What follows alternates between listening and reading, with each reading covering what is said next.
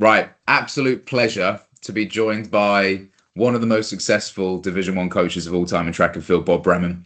And I've had to write these down because there's quite a few stats. 25 NCAA champions, 47 Olympians, mentored 40 NCAA champions, 2 Bauman Award winners, and whilst at FSU, 35 conference championships and swept the ACC 3 times, which is just an absolutely insane record. So we're very, very lucky to have him to really go through a lot of questions in terms of from a recruitment concept. This is a brilliant opportunity for us and for you guys. First question, Bob, given how incredible your success has been, what are you looking for when you're recruiting talent? What's kind of like the methodology on your side of things? Yeah, I appreciate all that, Nathan, and all those successes wherever, whether it's myself at Florida State or even in South Florida before that, or anybody out there who's having success, it's shared. And so people need to have very specific mentors and coaches. And so at Florida State, we divided men's and women's sprints. They're different athletes. We had an event coach for each. They're basically the head coach of their area. Same thing with distance most of my life. I've enjoyed coaching elite distance runners like Lauren Ryan and Maudie Skyring and a bunch of them, but they always thrive, I think, when they get more coaching and more support. So I also have always surrounded myself with young assistants, because I think the older you get, that connectivity gets a little bit off, where when I was a young coach, I'm out there doing a trail run with them every day. And so I have to really work hard to build those relationships, because I'm in my 60s now, and these young people that are coming out are 18 to 20 years old, but I also have the experience from what works and what doesn't work. So that's a general background into me and what I believe and how I've always operated. And it's been successful most of the time. We've wiggled along the way to make it a little better. But what do we look for? I always start with, best times and best performances, but we also want winners. So if somebody's a great competitor, and they compete well, I also look for people that have range, not necessarily cross-country kids that can run 800, but people with a little bit of talent that run a good 1500 and are not afraid of cross country. We really want to see those people be able to run good cross country. And I think in today's world, whether it's Division I or Division II, we're trying to find value. So yeah, I look for somebody that's in love with the sport, addicted to the sport, knows the sport. So I look for that addiction. I look for consistency in performances. I think the final piece of this question is we look at the average of their top 3 times. That one-off can happen, whether it's weather, facilities, or whether they just had a fantastic day.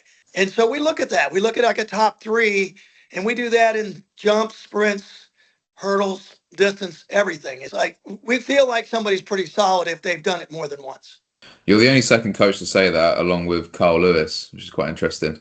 Sort of looking at the top 3 averages, which is pretty good company, I feel like, isn't it? I think you've probably had, out of any coach I've ever spoken to, a lot more exposure with kind of top end talent.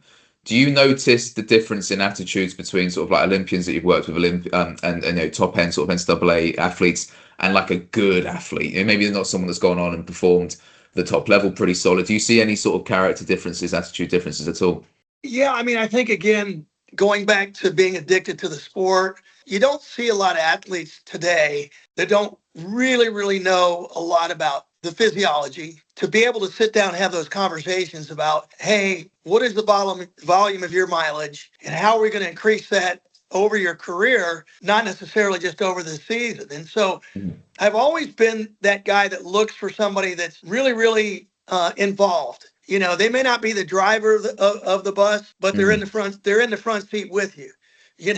They're not sitting in the back blindly taking it, or not doing real research and really understanding, rather than just clicking on social media and watching interviews and things like that. All that's valuable because it's motivating, whether it's somebody that's super humble or somebody that's super confident. And we've seen those ranges at the world level. We've seen those ranges at NCAA level. But I really believe that the people that understand it and believe in it, and you have that relationship with the athlete where you can talk training. One of the first guys that I had to really sit down with, because he was so young and so good, was Tom Lancashire.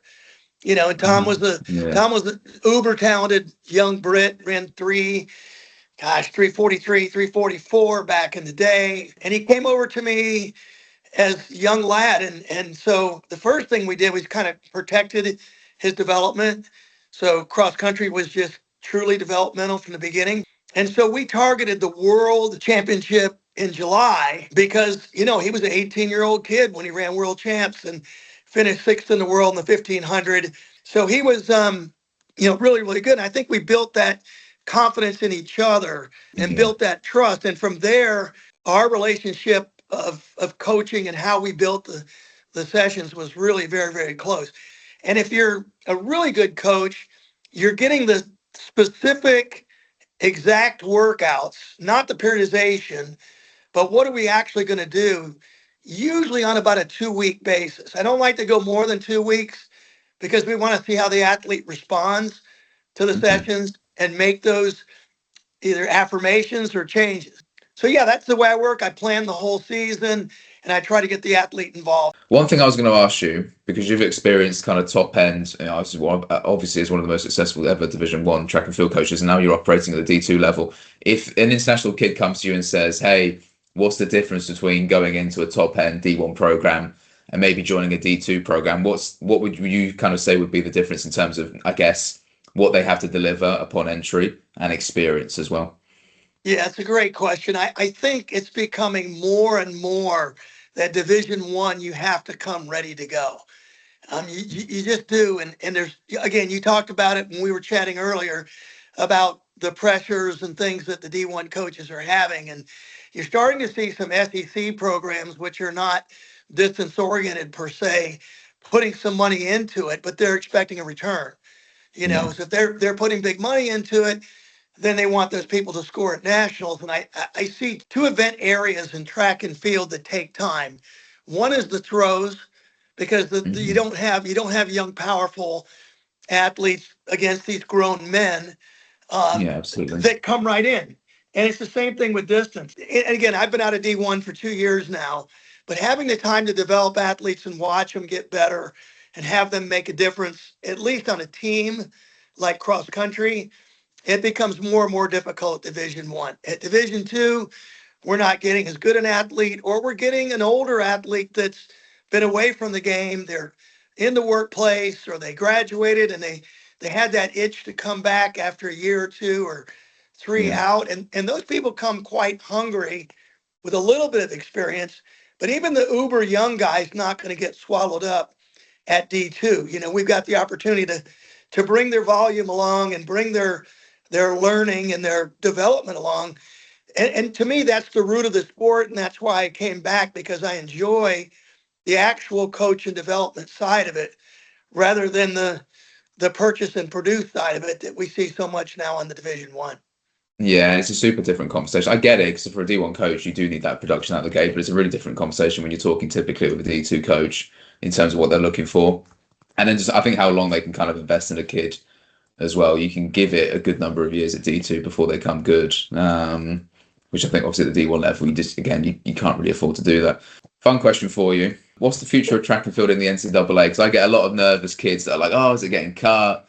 Roster limits, money, NIL, etc." I mean, where do you kind of see the sport trending within the college system? I don't think NIL is going to get out of control. I think college athletics, starting with football, they're looking to reel in the beast a little bit. And I think once they do Mhm. that, I think it'll set up the model. I mean, you've got college teams putting 22 million NIL into basketball.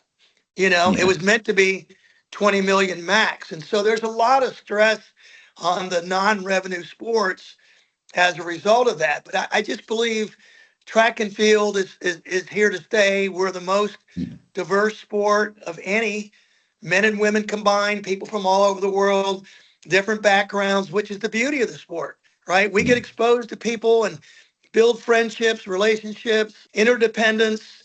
All of that, I think, will never go away. I always kind of half jokingly say that scholarships are probably America's best social program of any of them that are out yeah. there, because you're there, you're getting paid, you're getting educated, you have responsibilities, you have requirements.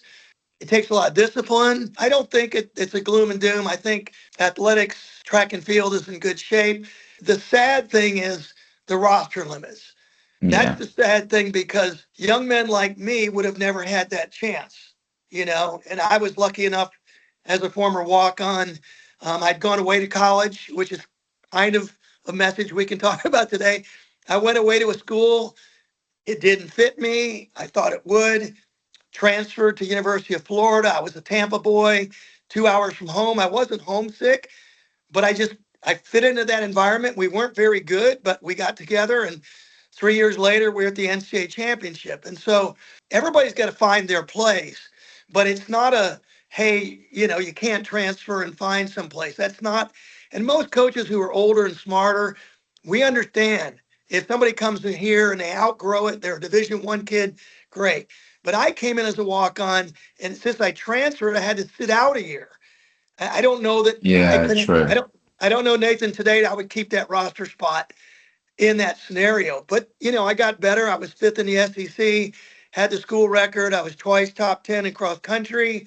End up earning half a scholarship before I graduated, and had an amazing experience. And so I always remember that I'm a testament to what can be, what could be. And I was never world class. I did a little post collegiate, but just because I loved it. And then Yeah. coaching took over, and that was that. So I fear for the athlete like me that wouldn't have the opportunity to go to the school that they want to in their home state that might be more affordable, and yet there's not a roster spot. So that's what hurts me the most. Yeah. So we'll see how that plays out. That might be a something that's going to be around for a while. Yeah, I think the other challenge with the roster limits I've noticed as well is there's not really the ability to take any sort of gambles. If you've got 3 or 4 spots left, they just have to be 3 or 4 kind of bangers immediately. So you can't really ever have a conversation in terms of maybe a kid that's got some good upside, but maybe it's going to take a year or two. You can't do it. And also recruitment's happening quite a bit earlier, I've noticed, which again makes it doubly difficult for a younger kid because you're probably having that success kind of maybe late junior or senior year in high Mm-hmm. school, whereas you can go and get obviously an athlete who's maybe a bit older within the portal that's just again you're not really taking any risk with. So it's roster limits have made it definitely a lot Yeah. tougher. Do you mentor or coach internationals differently to Americans? Do you sort of notice anything that you have to kind of work with that's maybe a little bit more challenging or just different with an international athlete? It's a great question. I think primarily the process is the same. I Hmm. do find the international athlete typically has come from a club system, has been with a coach longer, and they tend to know what works for them.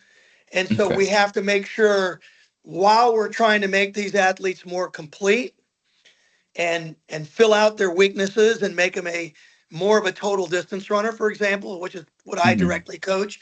Yeah. Um, that you got to be careful that you don't get away from what they believe in and what's brought their confidence.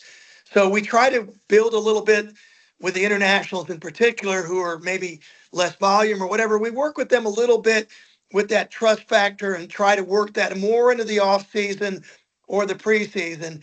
And when we get to the Okay. regular season, we want them to believe in what they believe in. Now, as the years go by, and it becomes our relationship, it doesn't really matter. But you do have to take into account, and I think it's incredibly important because it's what drives a lot of the international kids. You've got to let them run on their national teams. You've got to Yeah. let them, you've got to let them do that, even if it comes at the expense of that base that you wanted to put out there for cross country. Hey, if they've got a chance to run anything, anything for their country to make a team and get a vest. As a coach, you need to make that adjustment and let them do that. It builds the trust with the coach, and it also gives them a chance to grow because it's the major championships where we learn the most. Everything in my philosophy, training wise, is about raising the base camp. Okay, if we're trying to climb a big mountain, we don't want to go back to sea level every year. So as we Yeah. train these seasons where we get better and we become a more complete distance runner, those build on top of each other. And now we've raised the base camp to where the peak of the mountain is right there. You believe you can climb it and it's reachable. It can't come all at once. So you have to build those things in. And as long as our athletes are doing that, the payoff will come. Top 3 traits in recruits you look for. Okay. Well, number one's got to be that they've run fast times. That's Yep. going to catch their eye. Yep. Number two is going to be, forget time. How well do they do in championship meets at whatever level? And I think number three, which probably isn't close to number two, maybe they tie for number two, is how much do they love cross country? Because no matter how much they develop, they can always be valuable in cross country because the standard isn't as high. You can make my team better. And I've never had an NCAA team that performed well, and most of them had at the national cross country meet. I've never had one of those really good teams that didn't have an unexpected development of somebody that was in the top 5 coming in. And without them, we wouldn't have done what we did. And I think of 2010, we were ranked 13th at Florida State. A guy I just barely picked for number 7. I was going to put him at number 8. I put him in at number 7. He went out like his hair was on fire, supported our number 4 and 5 guys. And we actually had one of our top 3 drop out, and nobody panicked because here was Alex Smythe, our number 7 guy, sitting around 50th place with 2 miles to go when most people would have wrote him in at 150. Now he died, but he died back to 76, and we ended up second in the country on 4.1 scholarships. Those are really fun, races and special days. And I think it gives credence to coaching, development, belief, and it gives the everyday guy hope and excitement that he can make a difference. So that builds my faith and trust that coaching is still important and that good people can still make a big difference, and maybe good people can become almost great. Bit more of a negative question. Red flags in recruits. Something that would make you go, okay, we're gonna step back and move on. I can give you the one everybody's gonna say. It's social media. Yeah. I don't mind athletes on social media because it means that they're dialed in. It's okay. I mean, just the look at me stuff. Look at me. I hate anything that draws attention. Just people that are focused on what they're doing rather than what they think they're going to be praised for. So social media's got to be number one. I mean, I had a kid I recruited one time, a distance kid, and he had a countdown clock to his final picks.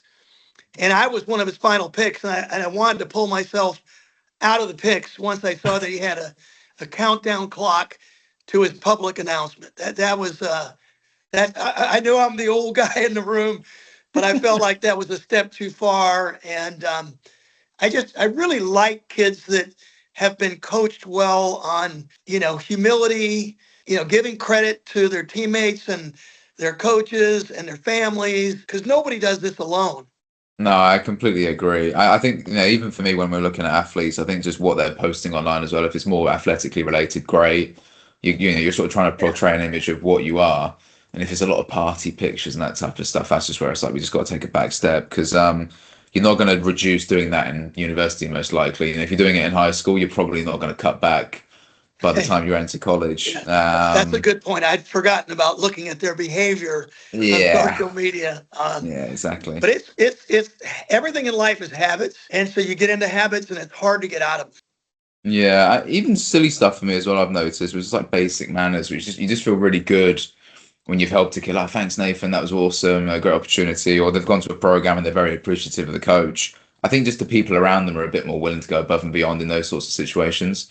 Okay, couple fun ones. A 146 Andromeda kid, but he's very difficult to manage and a bit of a head case, and you're not a massive fan of him. Or a 148 kid in the Andrometers, 0 issues, absolute pleasure to coach, just super easy, great kid. Which one do you pick and why? Yeah, that one's really tough because you want to think that you can fix them all, right? Yeah. So if you put a gun to my head, I'd have to go the 148 guy because I think at least the 148 guy, we could reach his max. And it depends on the age of the kid and the physicality. For middle distance, I'm a short guy, I'm 5'9". So I like height. I recruit on Yeah. big, tall, powerful guys. So I look at that, but I'd have to go the 148 kid, Nathan. I'm sorry. And I do need to give people like you in particular props because you're helping these kids figure out, where they need to go and what it takes. And that's not just finding them a scholarship, but you're really, really helping them understand their goals. How are they going to get on a national team? How are they going to keep getting better and become a significant athlete? And because you're doing all this, they get it. And it does go beyond just what to expect when you come on a scholarship. And hopefully it carries with them when they get back home and they understand. And I hope they are appreciative of agencies like yourself where, you're actually finding them the right fit. And again, they can outgrow that fit. It does Yeah. happen, and they can struggle, but if they do struggle, when everybody struggles at some point, they need to be at a place where somebody's going to help them get through it. If they're committed and they're doing the right things and they're not missing practice and breaking team rules, then, then I'm all in as long as they're all in. No, 1,000,000%. I appreciate the kind words, Bob. I think, yes, I've definitely noticed with athletes, I think there's a certain element where if you can kind of have that view of suffering builds character, if you kind of buy into that and take the adversity for what it is, which is a lesson and an opportunity to develop, those athletes tend to have phenomenal upside. And I've even noticed it with kids where maybe they get injured or they kind of have those difficult moments when they're very reflective and quite mentally stable. They just kind of take it for what it is. Like, okay, come back, deal with the problem, we crack on. Their upside is always tremendous. Thanks a lot for that. Do you value wins? So an athlete who's won more or the one-off time? So a competitor or a time trialer, I guess is maybe a simpler way of putting it. Yeah, I really like the winners. I like the competitors. I don't put an over amount of value on the winning because sometimes they haven't yet gotten into that atmosphere. I Yeah. mean, I do camps and we tell kids, you're going to go to Nottingham 8K and your first, let's say you make the top 8 or 9, you're in the race and you're going to go through the mile in 4:40. And I'm going to be yelling and screaming, "Hey, great job. You're Yeah. 125." That kid's never been 125 in his life. He's been no worse than 5, who's Yeah. a Yeah, winner. exactly. So time trial just tells you physical capability. And I think we're not in a business of measuring physical capability. We're measuring competitors and who you beat and how it works. And I love the really big invitationals that we get in the U.S. Mm. So big invitationals, state meets, the Brooks Regional now. You're in there and you're a winner. You're the state champion in North Carolina in 3A. And now you're in a big race and you're in 30th place. How do they respond to that? And it's not Yeah. that they're always going to respond well because it's a learned behavior, but it's how do they feel about it? And I love the guy that's pissed off. Yeah. I love the guy that's pissed off. That's okay. Even if they're a little short with me after the race, I let that go. That's somebody who's pissed. And so Yeah. usually I say, okay, I'm just going to let him stew for a while. And then you go back and everything's fine if you've built that relationship coming in. And I find a lot of the best athletes, the thing that you ever get, sideways or in a disagreement about them is you're trying to make them feel like, hey, look, that was a pretty good race today. And they're like, well, you don't think I'm any good. They think you don't think they're good or respect them. And once you can actually talk through that, they're going to get better. So I think in a lot of ways that winner has more of a capability of being going up the ladder and continuing to win because they liked winning or they hated losing, whatever it was. But Yeah. I like a salty guy or girl, gets a little pissed off. I'm like, okay, I like that. I like a little bit of aggression in them, like that kind of switch of like, oh, I'm really miffed with this. I like that because it shows they Yeah, care. I think yeah, it's the exactly. right kind of mental response to not performing well. What would you tell an international recruit to prioritize when exploring US scholarships? So, everybody's family situation is different. So they've got to Yeah. start with that. How much Yeah. realistically can we work with? I would say when you find the top 3 schools, try not to have it come down to $5,000. $5,000 is insignificant in your life. Okay. In the long term, almost anybody. So Yeah. find a way to be in the range that you have to be in financially, but don't eliminate somebody that you really think is going to make you better, because you're going to, if you transfer, there's, credit hours you may lose and all that craziness that goes with it. I always tell my recruits, where our job is to sell you. Okay, whether I'm telling you the truth because I don't have incentive not to, because I'm not looking for my next job. I'm not trying to get Yeah. more pay. I've already been through it. I'm not trying to get recognition. I want to develop you. I want to win at Lenore-Rhyne. But at the end of the day, talk to the athletes. And I noticed some of the podcasts that you've had on where the coaches say, hey, we'd like to get the kids together, the athletes from the team with the recruit, get the Yeah. coaches off the line and just let them chat a little bit. And I always tell the recruits, you don't have to be rude and say, what don't you like, or what, you can say it in such that, hey, what do you like about Lenore-Rhyne? Okay, what is your favorite thing? And then what would you change? If you could change it, what would you improve? And they might say, oh, the freshman dorms suck, and that kind of thing. Or Yeah. the food's mediocre, but then you have to sit down and say, what's really relevant Yeah. in the Exactly. pluses and minuses. If it's a better dorm room or a better meal, which is obviously always inconsistent, and it's a different life when you get older and maybe you live off campus, right? But first couple of years, everybody goes through that same thing. And so it's all the same for the most part, right? So I think if they'll get on Zooms with the athletes, ask those hard questions that they can do because of the same age group. It's not, they don't Yeah. feel like they're being too pushy. Take the coach out of the room, take the parents out of the room, and just sit down and talk athlete to athlete. Top man. I really appreciate it, Bob. That was awesome. I know we love track, and we'll talk track all day, man. I know. I know.